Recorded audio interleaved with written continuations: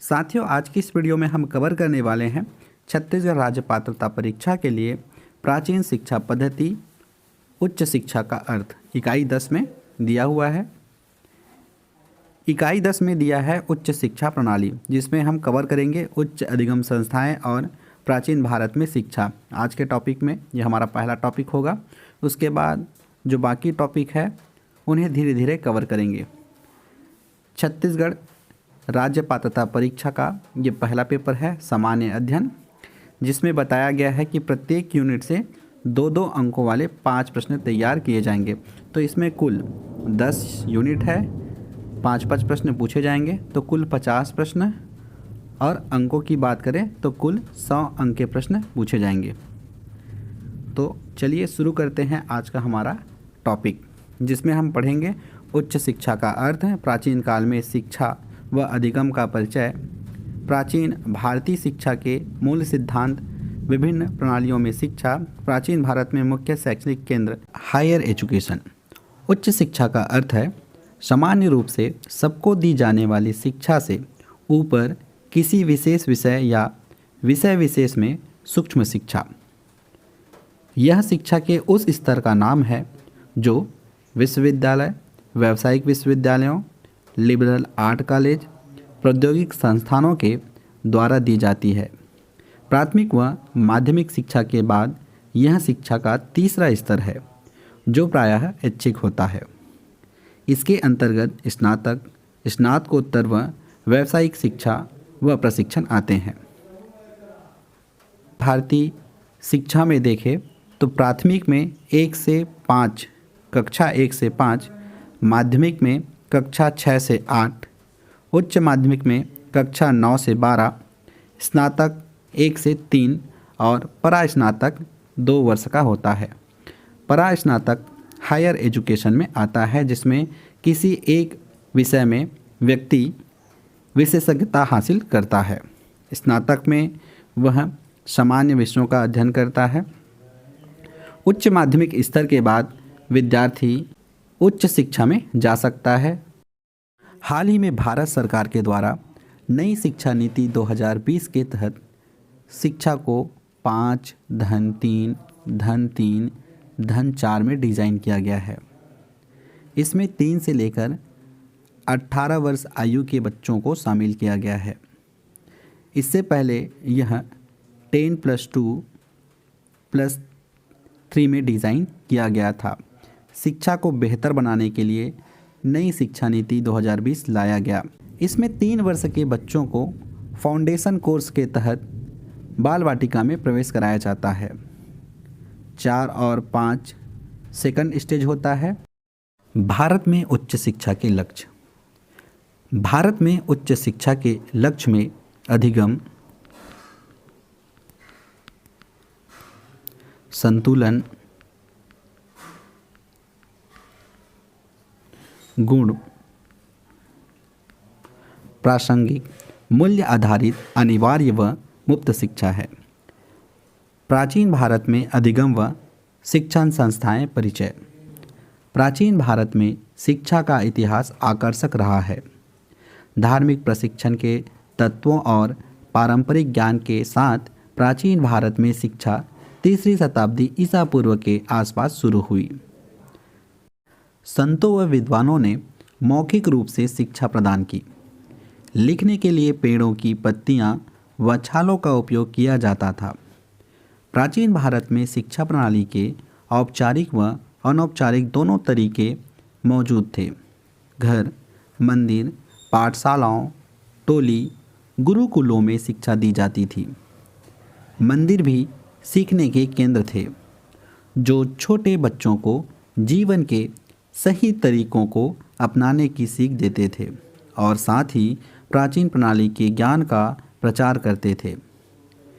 छात्र उच्च ज्ञान के लिए विहार व विश्वविद्यालय में गए। शिक्षण काफ़ी हद तक मौखिक था और छात्रों को कक्षा में जो पढ़ाया जाता था उसे याद किया जाता व ध्यान लगाया जाता था।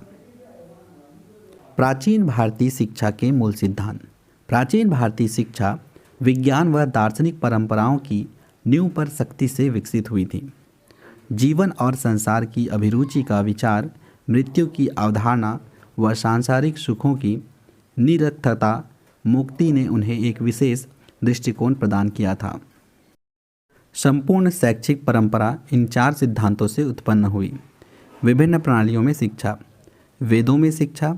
वेदों के माध्यम से शिक्षा प्रदान किया जाता था। गुरुकुल पद्धति।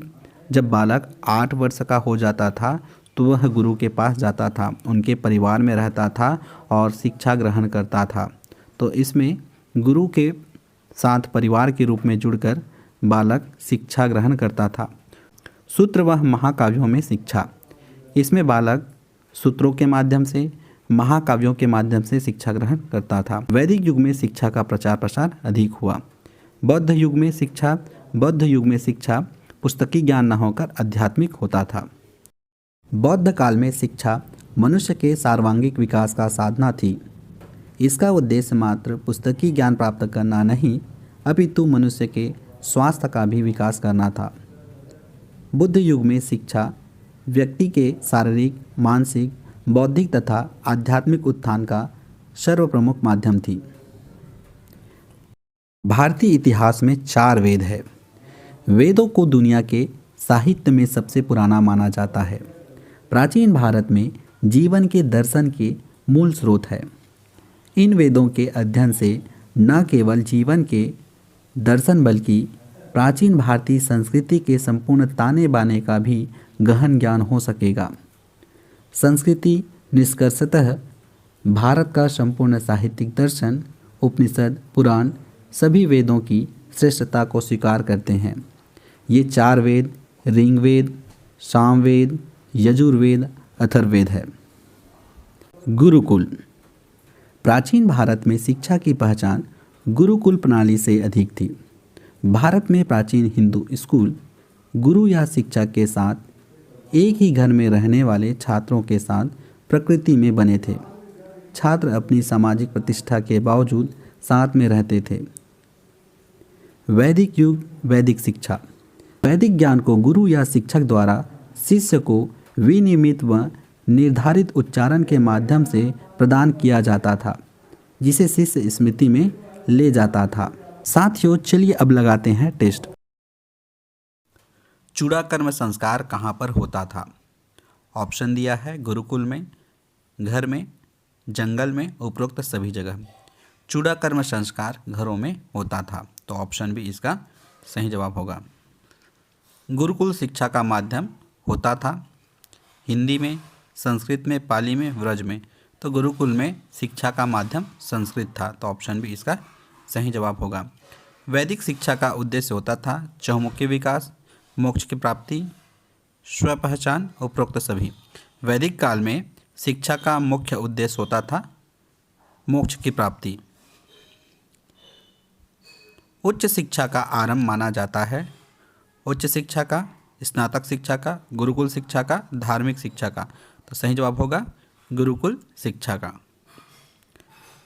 2 वेदों के ज्ञाता को कहा जाता है स्नातक, वसु, रुद्र और आदित्य। 2 वेदों के ज्ञाता को वसु कहा जाता है, तो ऑप्शन बी सही जवाब होगा।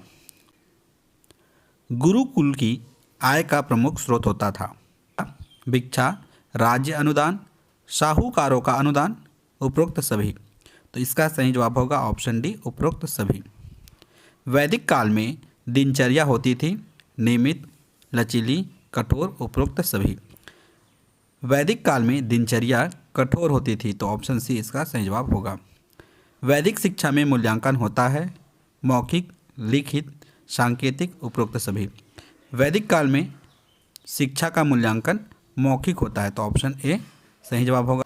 वैदिक शिक्षा का पाठ्यक्रम होता था वेद, उपनिषद, लौकिक ज्ञान, उपरोक्त सभी। तो इसका सही जवाब होगा ऑप्शन डी, उपरोक्त सभी। वैदिक शिक्षा में घर से शिक्षा का उद्देश्य होता था युद्ध कला का ज्ञान, मोक्ष की प्राप्ति, भाषा का ज्ञान, उपरोक्त सभी। तो इसका सही जवाब होगा भाषा का ज्ञान।